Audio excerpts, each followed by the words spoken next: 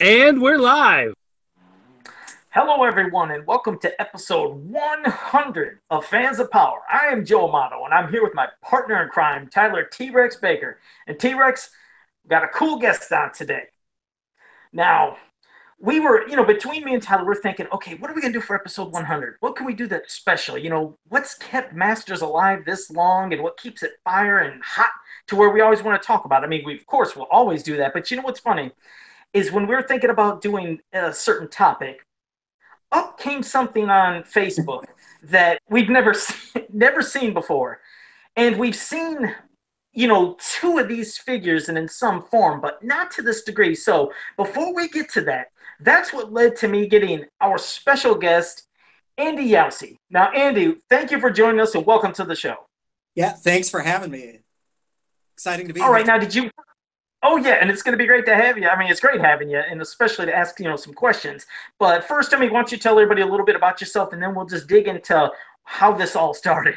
Yeah. I live in Nashville, Tennessee. I work in the animation industry. I always grew up around art. My dad is an artist.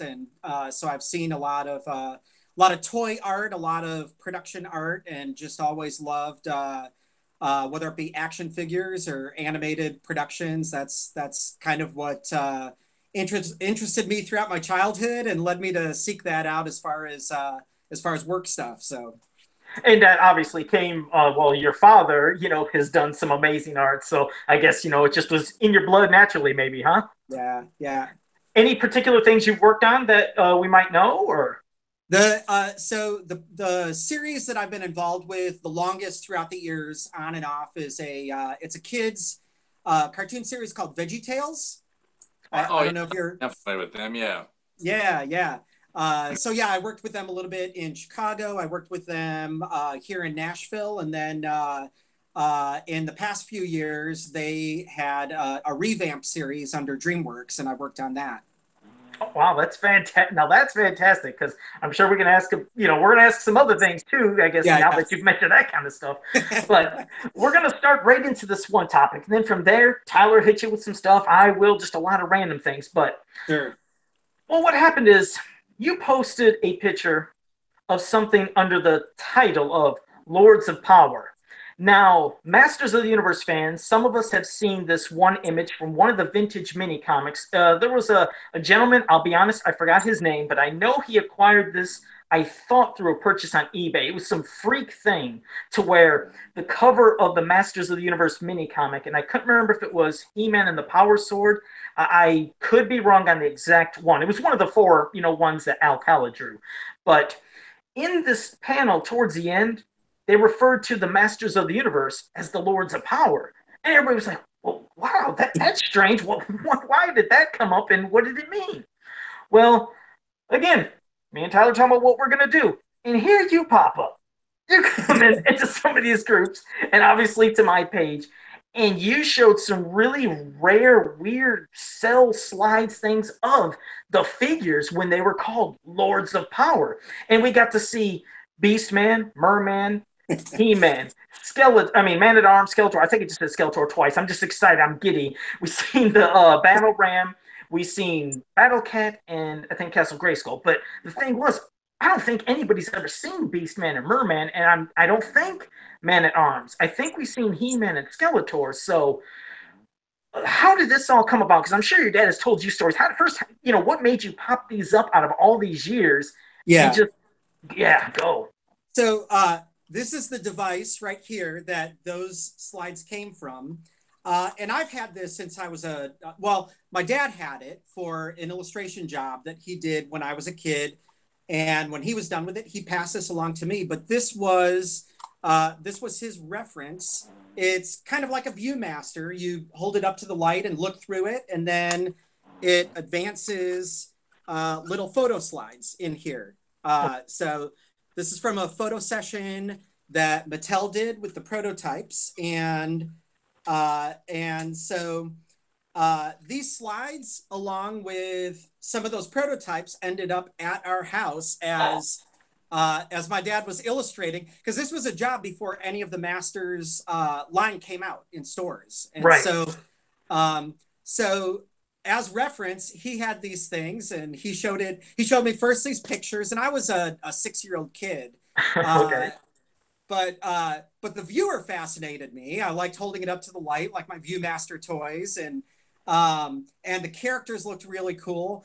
The Lord, I until this stuff hit Facebook, I didn't really even know what the Lords of Power reference was. It just said that on one of them, Hmm. so one slide said Lords of Power. There was another one in there that had the Masters of the Universe logo. So they had figured out the final title by that point. But yeah, that first slide says Lords of Power. And the thing that led to me posting it, I didn't think this was a big deal. I figured those photos would be something that all you guys would have seen at some point. The power went out, and I was using my iPad as a light, the flashlight app, and I kind of thought, I'll bet I bet that would work as a makeshift light table. So these are the only old fashioned slides I have. So I took some of those out and I laid them out on my iPad screen and took pictures of them with my phone, and I threw those up on Facebook and shared them first just on my Facebook and then on some of the Masters sites, and man, then everybody everybody went crazy with their replies, and I yeah, I didn't know it was such a big deal or such a rare thing, Yeah, but because yeah, you then even all the say you tried excitement to. came out. You said you even tried to Google search and nothing came up because you figured, hey, these things are something everybody's seen.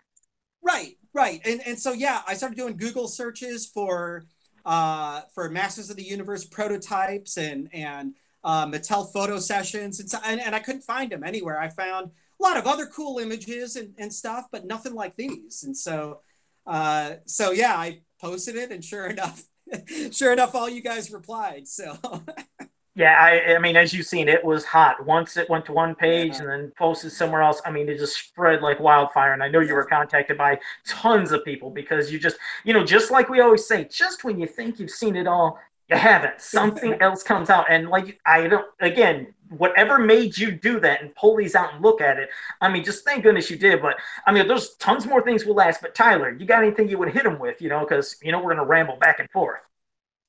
What I guess, were you aware of the gradual process of the kind of changes that were being made with this toy line based on the work that your dad had been doing? Like, are you constantly seeing updates with his work that he brings home, and Uh, is evolving? yeah. I don't remember a lot. I mean, I think I think these slides and some of the figures, and then they had definitely. I don't remember seeing this, but somehow they had definitely given him updates of what some of the characters looked like. Actually, I have one of his pieces up here, and Could you? I was gonna say, yeah, if you pull that down, because you said that is. I mean, well, and now some people should recognize that because that was one of the store banners that they used. So we've never known who drew it though. So now we know it's your dad, and his name is John. yes, John Youssi. Okay, Is that showing up? it's a little glare, but you could probably come even a little closer for Yeah. some fans. Let's see. I can do a pan here. So Castle Grayskull and Skeletor, He-Man and Battle Cat. We've got the final logo there. Battle Ram and Man at Arms, Beastman, Merman, and as you can see, like that is a closer Beastman to what came out. That Merman is still one of the older versions. So yeah, they did get them updates on some of the stuff, but other things are like that Castle Grayskull is still based on the prototype, and certain details with well, Skeletor is somewhere in between that prototype and the final one. There's some things that resemble both of them. Um, And those are definitely, I mean, obviously, those are the figures that your father was given and everything as reference from Battle Ram to Battle Cat to Castle Grayskull. Those are them right there. So it's just perfect what he did. Now, do you remember? I mean, has he mentioned to you, did he ever do any other type of art for any other banners or anything that he can remember? so I know that he did a number of at the time they may still call him these. He said that he did a lot of shelf talkers and end caps for toys. So he worked for he worked for some companies in Chicago that were toy developers, Marvin Glass and Gordon Barlow. He said, now before the He-Man stuff, the regular stuff that he did, there would be engineers that invented tech for toys. So there was tech like one of them, it barely came back to me when he started telling me about it. I don't remember a lot about it, but like wall crawler toys and at some point he did stuff for Marvel. I remember he did a Doctor Doom vehicle with this big tread wheel. Oh, Secret Wars, the Doom Cycle, I think is what it's called. Yeah, yeah. Yeah. And so engineers would invent the tech for these things to work, and then my dad would illustrate kind of the creative design and sometimes the world that it took place in. Sometimes I had that figured out. So it was different levels of the tech would be the technical sides of what made the mechanisms work would be presented to him, and then he would kind of design the art and the look of something. And sometimes he was saying that sometimes he would go to their headquarters. He would go in a room with black sheets and they would uncover whatever the tech was. And he would have like 2 hours to come up with some creative drawings and add some color to something. And then they would take that prototype tech and his illustrations and board a plane to Japan and bring it over there for further development or something like that. And so it was some of that stuff that he was doing that eventually landed him the Masters of the Universe job. I'd have to talk to him to find out what more about what some of those products were. In fact, I'm going to be out there for Thanksgiving, and I think after that, he and I are going to look together and see what we can dig up and find from some of his older files. You might find some more treasures, but go ahead, Tyler, hit him with another. I guess how long did your dad work on the line as this kind of illustrator? Was it just in the beginnings of it, and then he moved on to other work with Mattel or other companies, or? So he did for Masters of the Universe. He did 3 different illustrations, and they were all at slightly different times and for different purposes. This one that I showed was that's the first one, and Joe, you said you've seen pictures of that display actually put together, which I don't know if I've seen that before. Yeah, I've seen the one that you're holding right there, which almost looks, I think, exactly like how a lot of fans had it, to where if it was like that shelf talker display thing, it slides into a thing. I was thinking that maybe your father possibly drew which. Okay, sometimes there was drawings that then got turned into those big 3D puffed out type of displays, if you know what I mean. And I was thinking, I wondered if he illustrated them, but then maybe they took that and then did the 3D effect, because those all snap in. Because what's strange, sure enough, that had Beastman, Merman, Man-at-Arms, Skeletor, He-Man, and it even had, out of all things, like you had that one image from the Lords of Power thing where it just showed the logo and the burst. Sure enough, would you believe one of the things that was in 3D was that burst too? So that's why I can't wait till you find whatever else your dad has, because, I mean, did he ever sign any of the art? Like, you know, I know some artists back then, they would put their signature, but did he get credit from anything? He didn't get to sign anything, no. That all depends on what the art was for. He did other types of art for different commercial reasons that he was able to sign. Like all of his pinball back glasses have a signature on them, so you can see it on that. But nothing for like toy boxes, or he did some stuff for Atari, like the original Atari. Was that the 2600? He did some stuff for that, and we were like the first people in our neighborhood to have one of those. But I don't know if that was for its initial release or a re-release or what. But anything for a toy or a game or something, no, his signature won't be on that. It's pretty much, you know, signing off. In fact, he was telling me for a lot of it, especially the high pressure stuff that he had to do and sign over, it was pretty much one time cash on delivery and then, you know, on to whatever was next. And so with the He-Man stuff, I know he had he did that from home. He did that from his home studio. So that wasn't like a high pressure, do it in a short amount of time. He got some reference and he was able to sit down and draw that out and then paint it. And most of his paint at the time was for these kind of illustrations were airbrush. He did airbrush art. Okay. In fact, one of his, I don't know this from him. I actually know this from other coworkers that I've worked with who know about my dad. Some of my coworkers through the years know of my dad, and they were like, he was known as the airbrush king of Chicago. And I was like, really? Wow. So yeah, now, as far as how long, I'd really have to ask him. I mean, I was a 6-year-old kid for that first one.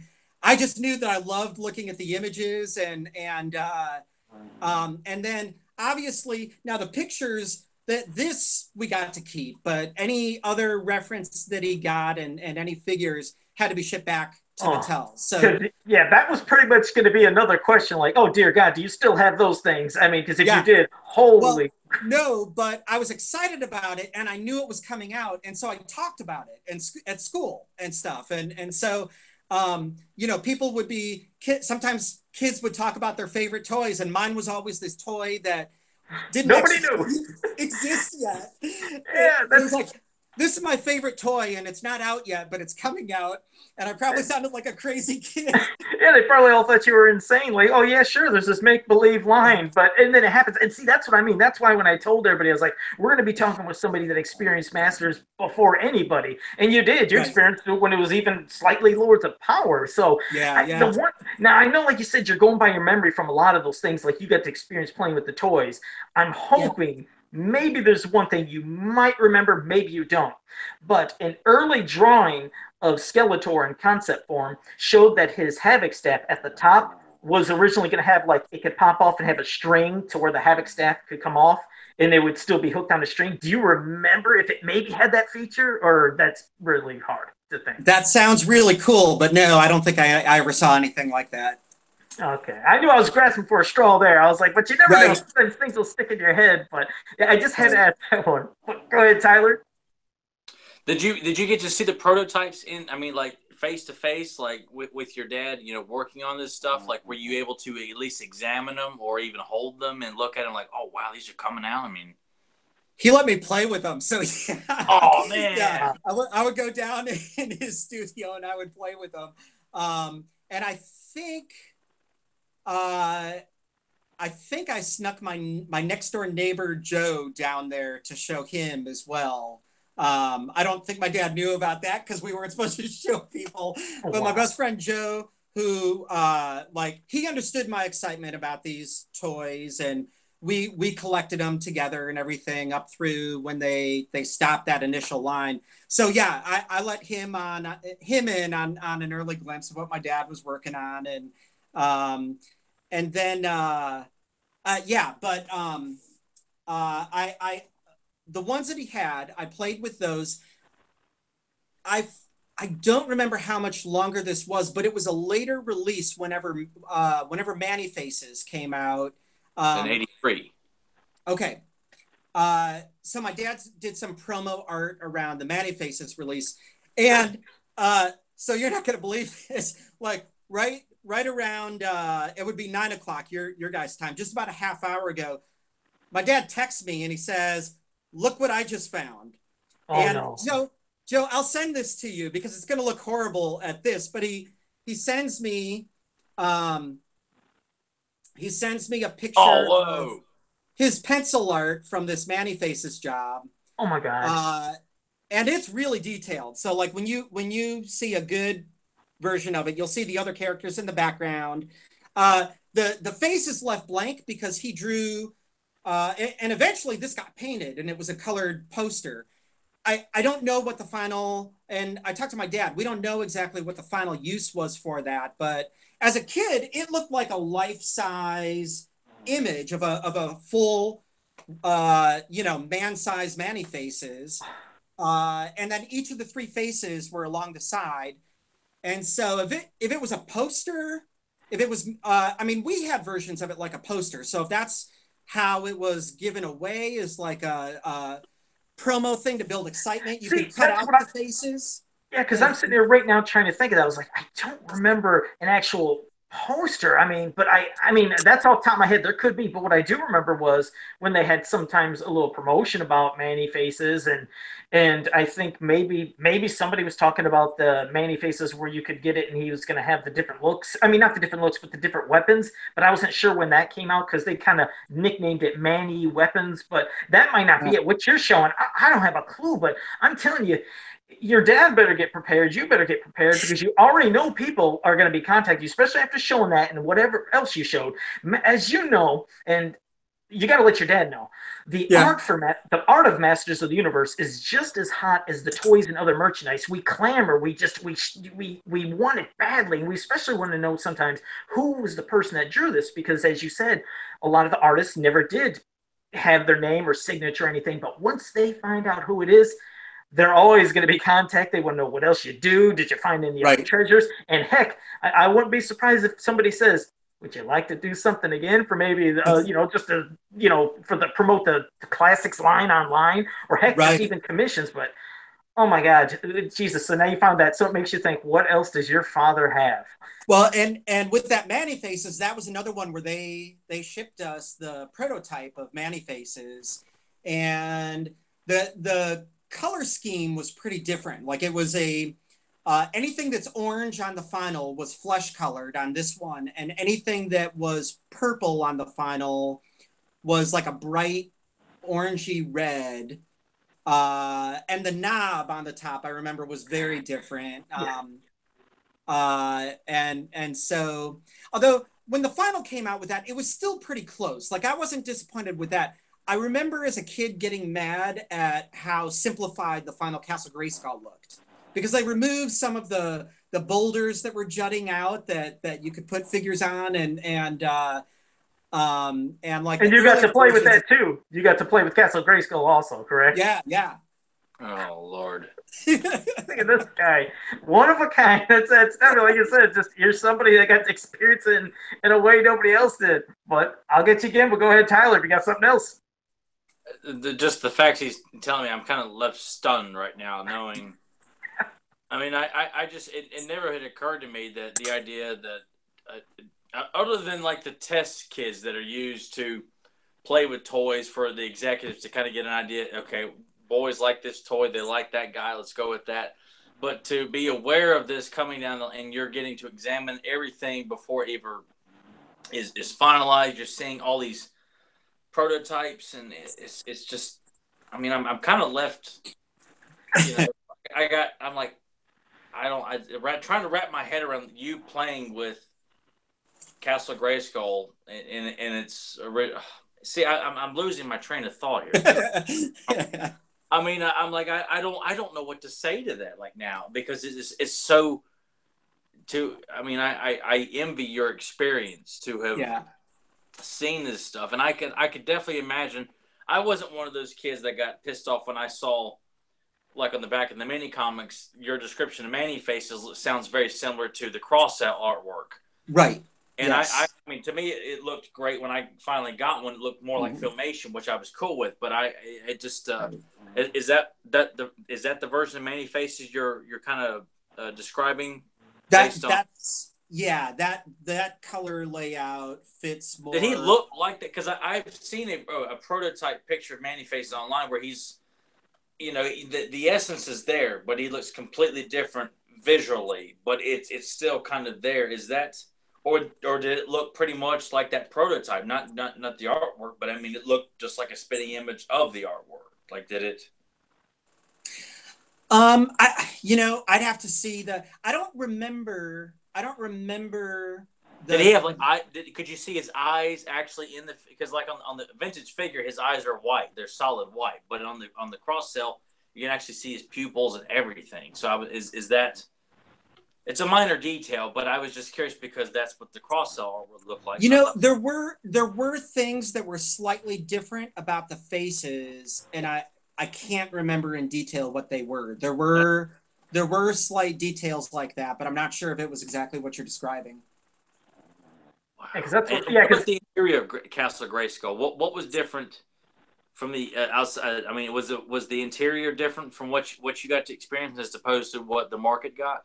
I don't know if what we had a interior figured out. In fact, it may have just been the half with the face. Oh, okay. I just remember that front outside, and I don't remember the inside until the final toy came out. So Yeah, but because there were boulders that you could remove from the exterior of Castle Grayskull for the figures to stand on or throw at, or. Well, the only thing I remember about standing on is there were more boulders and things jutting out in the front that you could put them on. Like there was a big boulder jutting out at the base of one of the towers, and you could set a character on that. There were more features that looked like they could, I used to imagine them climbing up it, just with the different features that were sticking out of it with the rocks and Gotcha. And ledges and stuff. So yeah, because I was going to say, looking also beyond Castle Grayskull, I think when we seen the picture of that battle ram that you showed along with Battle Cat, battle ram, at least it looked like that was real early. Where I'm sure that firing missile mechanism probably did not work. At least that's how it looked from your picture. But you right remember now, the battle ram, I don't think we had that in prototype form. Oh, okay.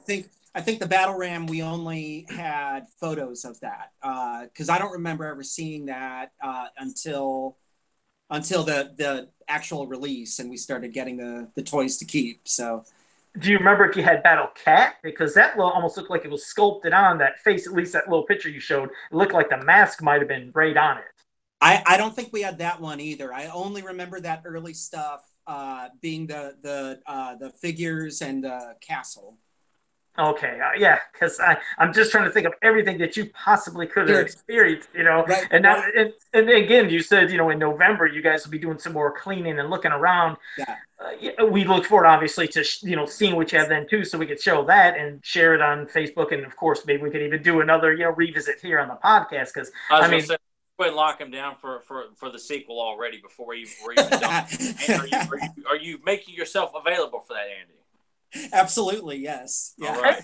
Now, what about I was going to say, what about your dad too? Has your dad ever thought of doing a podcast or doing any interaction? Because he's going to have to get ready. Like I said, you and him are going to be contact after. I guarantee it.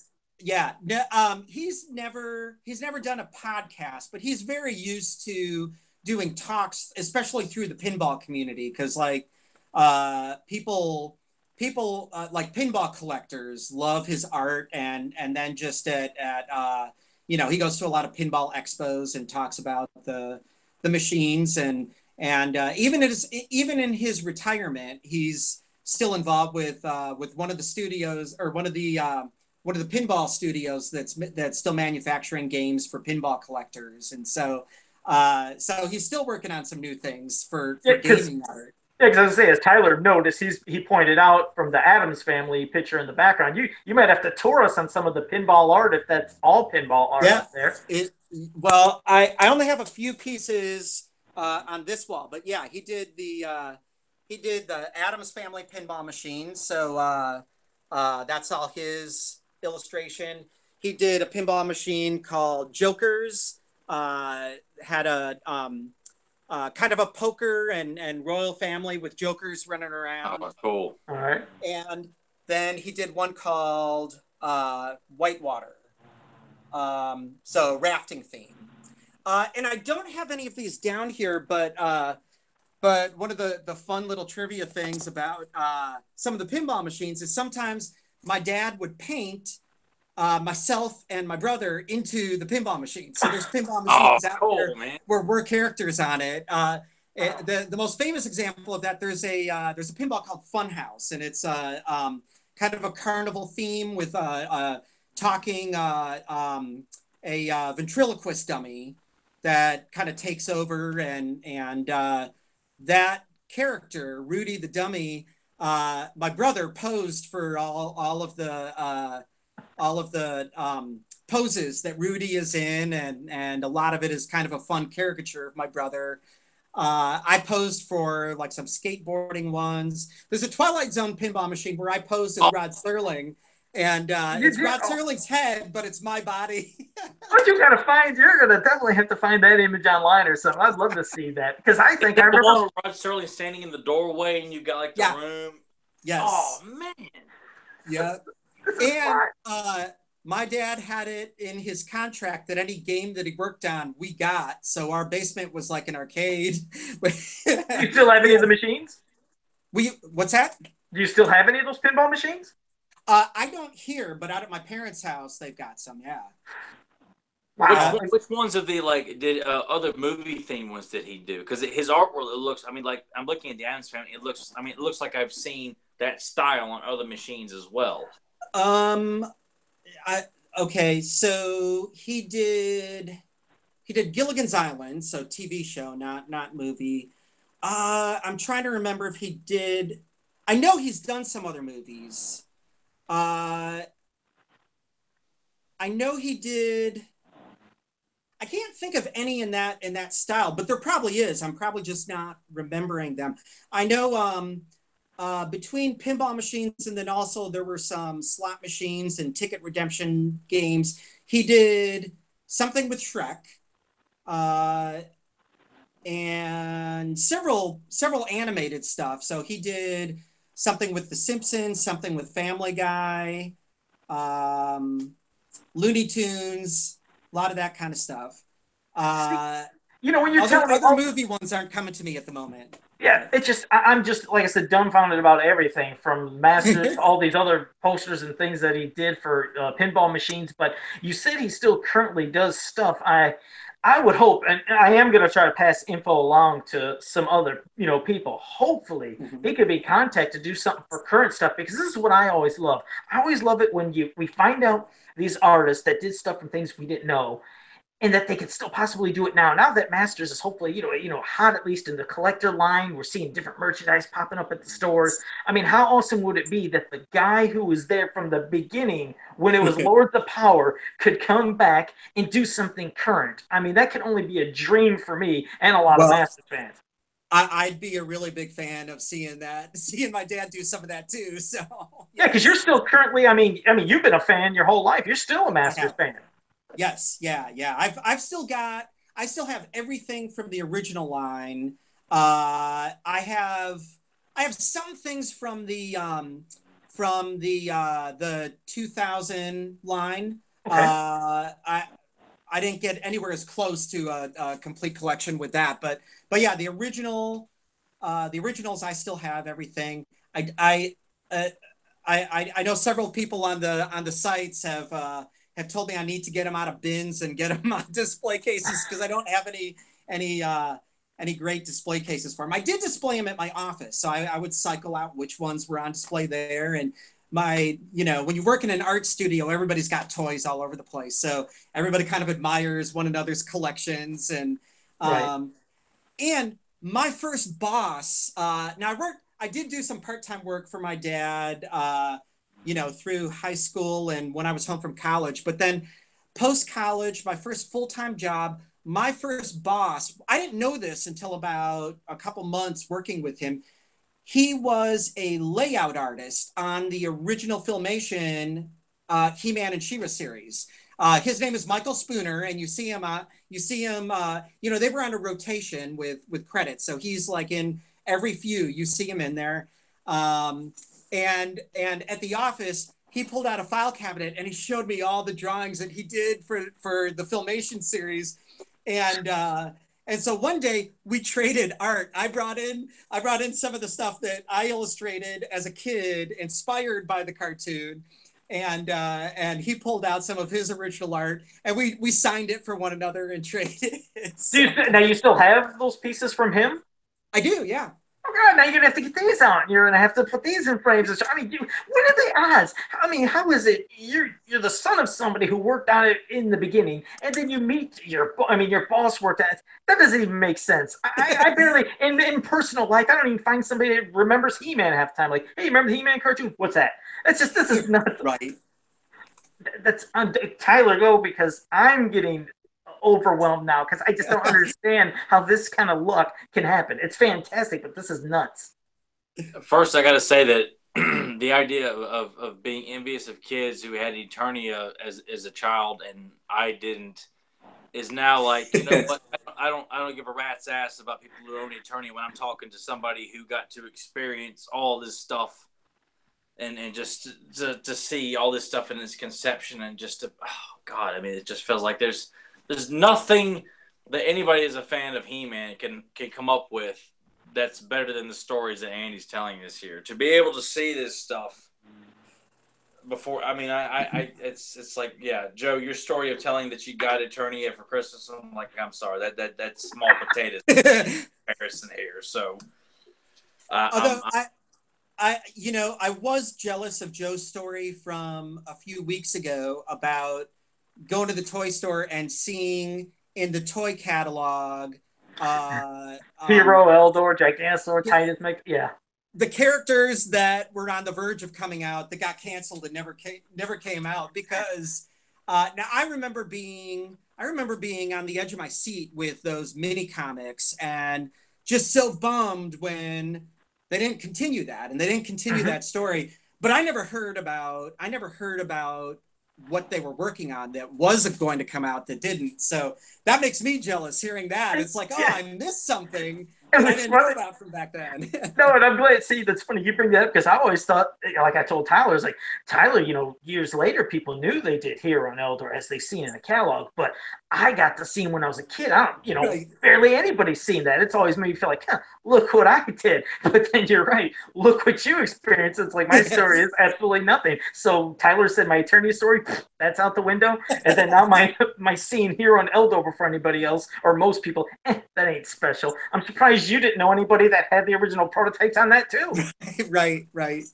Well, it's funny talking to my parents too. I was just recently after those pictures kind of went viral and I was talking to my dad about some of that stuff. He reminded me of some stories of just I mean, I became so consumed with Eternia and stories about He-Man like that. All of my free time went to some form of thinking about that or drawing that or telling stories about that or playing with the figures or role playing when we were out on a hike. And so, where we grew up, I grew up about 45 minutes northwest of Chicago. And it was far enough outside the cities where there was a lot of farmland, a lot of forests and ponds and just a lot of nature out there. And so our neighborhood that we lived in just had these huge fields and forests and marshes and ponds and what I used to call cliffs, but we're talking Northern Illinois cliffs, which is more like a field and a drop off and another field. To a kid, it was really cool. And we would go for hikes over there. And, my parents always encouraged, my using my imagination with this stuff. They fully supported it. But I know they had to get sick of it because my dad would bring me on these hikes and it was never just a hike. I would constantly narrate Eternian things going on around us. And so we'd be walking and I would be like, I would be like, the Palace of Eternia is over there and now we're entering the Evergreen Forest, but don't go in that part because that's the Vine Jungle and Beastman's beasts are over there. And we go, he would listen to this for hours. That's great. Yeah, he probably got sick of Masters.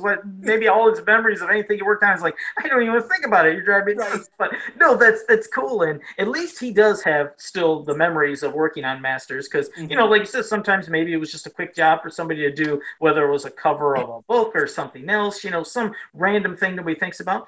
And maybe it was never still in their minds and their hearts. But, I mean, obviously he remembered everything he did, especially after finding it again now Manny faces and whatever else you find. So, I mean, it's just stuff. Now, we know there's at least, we know that there is a third project he did, and it was some kind of kids meal promo featuring a Castle Grayskull image for, we think it was Burger King. Yeah, they were the only ones I think that did that was Burger King. I don't think McDonald's did anything for Masters back in the 80s. Yeah. So yeah, he did one Castle Grayskull job for Burger King, and we're not sure. Yeah, I don't remember if that was art that was featured on the kids' meal itself, or sometimes the art that he did was transparencies that were backlit up next to the menu, so it was more of an ad for the kids' meal. Oh, well, that would be another super original thing. See, I have the boxes of all the kids' meal ones. I'll even try to scan them and show you just to see if your, dad remembers those. And if they're not, that would be fantastic if he did, again, something original for that. Because there was the only thing else I remember to Burger King, which I don't own. I seen something pop up on eBay a while ago, it was like a header, if you will, that was set on the counter, and it had unique art and talked about, the Masters of the Universe promotion, but it wasn't anything that was on the kids' meal boxes. It was just a stand-up display sitting there on the counter. But, Yeah. I mean, from how you're describing something, that sounds like, yeah, maybe that could be something that was transparent for the backlit part, possibly. Now, like you said, you don't know if he still might have that when you go through all your stuff. Is that maybe something he has? Maybe, yeah.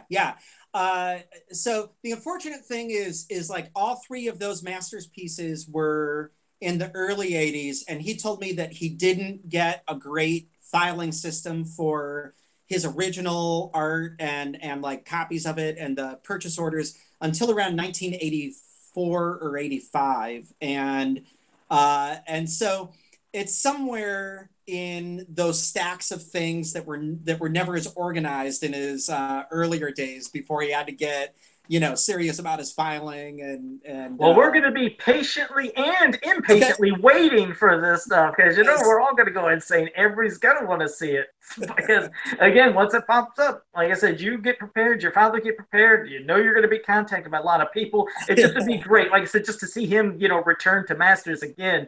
But Tyler, I was going to say, if you want, why don't you hit him with another question, and I'll hit him with one more thing before we wrap it up. But if you got something else for him. I'm curious to know what other characters you got to come across during this time. Like, was it just the first two waves of figures? Did you get to go into 84 or 85, or was it just what was and are you talking specifically about like prototype and prototypes? Like, what prototypes did Dad bring home? Was it just the first wave of figures, and then it was just that first wave, and then whenever Manny Faces came out, it was that one. Those were the only He-Man related ones that we had early access to and hands-on experience with. I guess what point do you come across the fact that it's this toy line that you're very familiar with? You see it in store. It's got a new logo. The characters look slightly different, if not completely different. What is that experience for you like? So, it was either my birthday or Christmas. That first wave that hit stores, my parents got for me as a gift. Do you know by any chance what time of year that first release was? Is that first wave was in 82. Yeah, 82, possibly 81, but people tend to lean more towards 82. Do you know if it was Christmas season or earlier in the year? Or I thought it was. The reason I'm wanting to say maybe. God, it's always been debated. I don't know. People thought it was around September, October, November. Yeah, I'm not sure. Okay. Yeah, so I don't remember. I don't remember if it was a holiday or a special event or maybe just a gift. But I do remember my parents getting those for me, and all the excitement and the feelings of being ecstatic about having them totally overshadowed anything that was like, they took that rock away or whatever on Castle Grayskull. Right. Or, they changed that face. I noticed differences, and oh man, like I noticed differences or whether it be, actual mistakes or just artistic interpretation. I would examine every mini comic, and just look at how things were represented in those. And but yeah, no, as far as getting the toys for the first time, you know, I noticed differences in them, but I was still so excited to have them. And it was like, are these to keep? Yes. And Yeah, we don't have to send these back. right, because that's what I was thinking. I was assuming, hey, since your father worked on a lot of stuff, maybe they're going to send you free promotional figures. He'll get a lot of things. You know, I thought maybe they would be sending stuff to him. You know, as a kid, I thought that too. Whenever he did something, he used to do stuff both for Burger King and McDonald's as far as the kids meal materials. And whenever he did those, if we went into one of those restaurants while they were the item, I would be like, Dad, tell them you painted it. Maybe we can get it for free. And he'd be like, no, we can't do that. And I'm like, why? Can I tell them? And he's like, no. Yeah, it's something, you guess you're right. A kid would have in their mind, and they would hope something like that could come of it. You know, because what'd be more interesting too is when your father and you searched through all the stuff. That would be interesting if maybe later on they did send a copy of the comic that maybe said Lords of Power in there, just for if they're. I mean, did they ever beyond what he started off with what he did, like you said, in the Manny faces and things? I mean, do you remember? Does he remember if he was ever contacted? Like maybe he would do some more stuff in the future, or just I just always wonder like how sometimes what maybe Yeah. stops the work that they're doing with things. Right. You know, I don't know that. I'd have to ask him that question. And like in the early days, he didn't know anything about Masters when he did that first job, and so it just seemed like a one-off to him. He had, no one knew that it was going to be this huge line that went on for years and that they kept adding to. So he didn't. It was another fun job for him, but man, it just captured my attention, and I fell in love with it. So. Yeah, and like you said, you got to experience it before anybody else, and that's like I said, that's why we had to have you on the 100th episode special. I mean, it's about why we're here, and you definitely had the most unique story that I think I've ever heard of any person from being a kid to growing up of how you experienced Masters, because it's held you on all this time, and you got to hear this very fantastic memory and images that we'll post online for anybody that's listening if they haven't seen it before. I'll post it on the Fans of Power Facebook page and other pages just in case people wonder like, what is this Lords of Power reference? What are they talking about? And now they can finally see, because I think even the Merman, maybe it looked like on the back of the cross cell stuff, there was a way Merman had this kind of like pose, the way his hands was in his face. It maybe looked like that early prototype kind of resembled that. I can't tell, but you said it looked more like the cross cell artwork to me. Yeah, it did, and I wish we could have got that, because I always remembered looking at the cross cell art and then getting the figure. I was like, why does this guy look like a cat or something? I always thought Merman for me looked like a cat, and not so much that amazing early prototyping what the cross cell art was. Right. So I didn't know. Yeah, I mean, that's probably a memory that probably couldn't have stuck in your head, wondering, hey, he didn't look the same, because like you said, you were playing with him, but I'm sure everything didn't get ingrained with your brain. Right. Now you were asking about you said something about if by chance I saw or had any of the early comics or write-ups that referred to him as Lord of Power. So at some point, and the answer to that is I don't know. I do know at some point that first, I think it was the first mini comic. Which one is the early mini comic that ends with the phrase "Lords of Power"? I think it's He-Man. Power Sword. Yeah, He-Man and the Power Sword. Yeah. Okay. So at some point late in collecting, and I know you guys are going to shake your heads at me for this, but I didn't know anything about a collector's mentality. I just knew what I was a fan of, and I looked through my mini comics at what I had multiple copies of, and that He-Man and the Power Sword, I had 8 copies of that mini comic, and I decided to throw out all the additional ones and just keep one of each mini comic.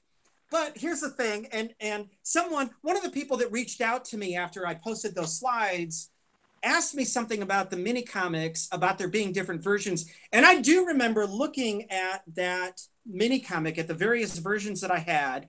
And in the corner, there was a little phrase, and it said something different. There were like 3 different versions that said something different there. And I think I just went with the one that was in the best condition and threw the other ones out. Well, hey, as long as the one you didn't throw out, which I can always show that image too, the one that has that reference of Lords of Power, on the cover it does say Masters of the Universe, but it's a completely different logo letter font style. It's a weird, strange way that they have Masters of the Universe. So wait a second, wait a second. That's it. You have what? I can't even talk. Are you serious? Wait, you go to the end. Go to the last page. I recognize the logo on the cover. I can't even speak English. Does it say? Wait, hold on. You're gonna have to speak, Andy, so it'll go close up. The last line says, "But as he looked toward the rising sun, it seemed to be a good omen for Eternia and the Lords of Power." Holy shit! You have it. Yeah, I told you. I said you might have it. You have that. Jesus. Oh no. See, I can't calm down. Don't. Wait, Tyler, I can't talk because don't you get rid of that, Andy. You keep that in your collection unless you got another one. You got rid of. You happen to hold on to the one that was. I don't even know what you call that one. I mean, it's not a prototype, but I mean, the only. I don't even know what to do. I can't focus. You have it. There's only one other person I've seen that had that. Was. Are you serious? Yes. Oh man, I can't. Somebody online just in the chat room, Grimbot 2 says, I don't want to find out that Andy sold that book to anybody. Not a don't you do it. Don't do it. Lock it away, man. I'm looking at the chat room. There's Grimbot 2. It said Joe's gonna get a stroke. Somebody said, I can't. And what's weird is as you laughed and sat back, it would have been scarier. Would you believe I was ready to put that shirt on today? I've wore They're Not Dolls or action figures. That's my shirt I wear. Wait, but you got a different one. I don't have it with them images. Mine's a barbarian figure. I don't even know what to do. Why did you show that mini comic? You have it. You didn't realize you have it. Oh my god, this is. Tyler, say one more thing to him before we have. I think that I had multiple ones and I threw other ones out. Oh my god! Oh my! Tyler, I have to pass it to you because you a great Hollywood movie villain for someone who says I threw away all the others and kept one for myself, and then laughs at everybody else because they stand no chance in hell of ever owning a copy unless they pry it from his cold dead hands. Here, that's a movie villain for you, man. Oh my god! If there's people that are watching when they watch this later, they're gonna come after you, Andy. Get ready. Now they're gonna say, about the experience. I'm not surprised. It's just like, oh, you know what? I don't need these. It's just, oh my god. No, you know what? Next we're gonna find out he's gonna go to his toy box. Like, well, here's this Skeletor I got rid of, but I kept this one, and he's gonna have the prototype somehow. That would be even crazier. So I do have 2 different Skeletors that had different things painted differently, but you might just have the half boot one. I think there's the half boot or something where half of his boot was painted one side. Yeah, there's that. There's some differences in the way that his belt versus his loincloth are painted. I think in one it's just all purple, and in another one parts are black and parts are purple. Yeah, I think we stand. But what you just showed everybody is just that comic, that mini comic. Hey, go back, man. We'll have to talk later. You have to go into your books and everything else and your dad and see if you might have some of those laying around. Oh, Tyler, do you believe this? He has the comic I was talking about. That doesn't even make sense. Tyler, give one more before. I don't think there's been too many episodes of this podcast where I'm kind of left with what the hell do I say now? Because I don't have a single damn word I can say right now. I kind of feel like I'm that mini comic did it for me.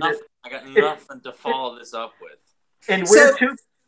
Wow. The funny thing is, so I'm pretty new to finding out about you guys and these Facebook groups. I didn't know until about a year ago that there was this kind of interest in master stuff. So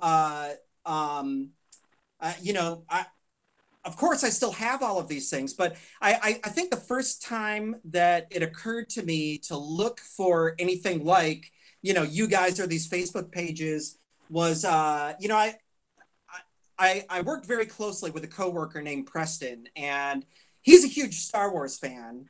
And so he was constantly looking at some of these Star Wars custom sites, and he's a photographer too. And so there was actually someone who took these incredible photos of they would create scenes with Star Wars figures and vehicles, and then take very dynamic photos with cool lighting and everything.